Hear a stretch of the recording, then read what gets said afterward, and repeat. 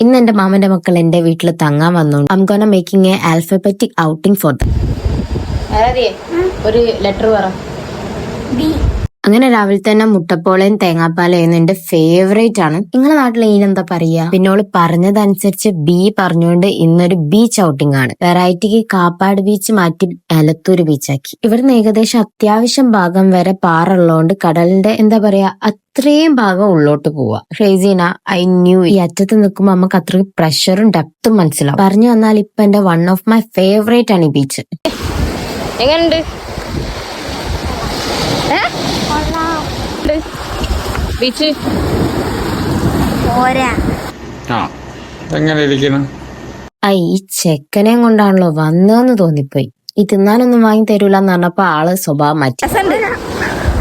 ഈ തിന്നാൻ കിട്ടിയപ്പോ ഓൻ ഹാപ്പി, ഓനത് പറഞ്ഞേല് ഐ എം നോട്ട് ഹാപ്പി. പിന്നെ വിവരമില്ലാത്ത കൊച്ചായോണ്ട് ഞാനത് വിട്ട്. അങ്ങനെ അത് കഴിഞ്ഞ് വീട്ടിലോട്ട് തിരിച്ചു വീട്ടിലെത്തിയതിനു ശേഷം എന്റെ അമ്മേനെ ഒരു പരീക്ഷണ വസ്തു പോലെ ഓരോ ഒരുക്കിക്കൊണ്ട് കഴിഞ്ഞു. എന്റെ അമ്മയോട് പറയല്ല, ഷീ സോ ക്യൂട്ട്.